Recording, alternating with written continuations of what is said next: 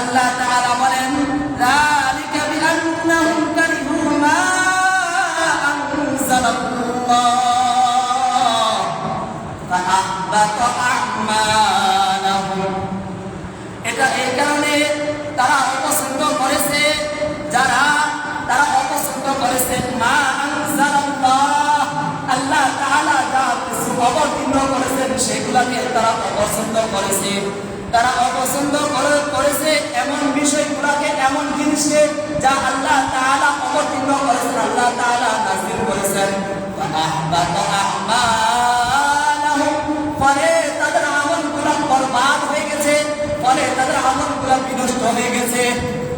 Sample উদাহরণ, ইউসিকুমুল্লাহু ফি আওলাদিকুম লিয-যাকারি মিসলু হাযযিল উনসায়াইন। আল্লাহ তাআলা ওসিয়ত করেছেন যে তোমাদের সন্তান যারা আছে, সন্তানদের জন্য হচ্ছে এক ভাগ, দুই স্বামী দুই নারীর বিপরীতে এক ভাগ, অর্থাৎ দুই নারী যা পাবে সন্তান একজন এক সন্তান তাই পাবে। এটা আল্লাহ পাকের বিধান, আল্লাহ পাকের বিষয়। কিন্তু আমি যদি মনে করি আল্লাহ তাআলা পছন্দের জন্য দেওয়া হয় না, কেমন জানি হলো মহিলা দুজন পুরুষ একজন, এটা কেমন হয় না। আল্লাহ তাআলা যা পছন্দ করেছেন, যা নাযিল করেছেন, যে বিধান নাযিল করেছেন, এটা আমাকে পছন্দ করতে হবে।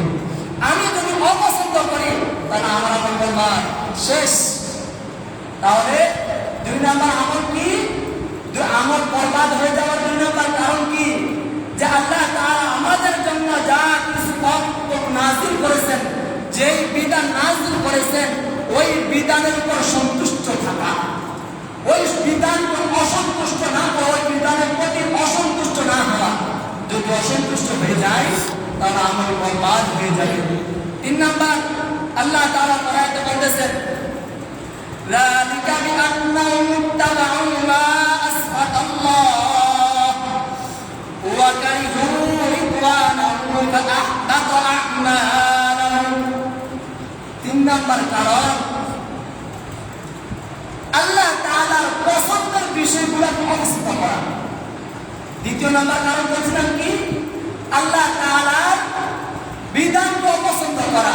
তিন নাম্বার কারণটা হচ্ছে আল্লাহ তাআলার পছন্দের বিষয়গুলোকে অপছন্দ করা।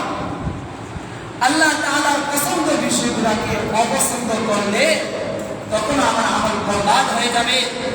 আল্লাহ তাআলা সূরা মুহাম্মদের মধ্যে বলেন যালিকা বিআন্নাহুম ইত্তাবাউ মা আসখাতা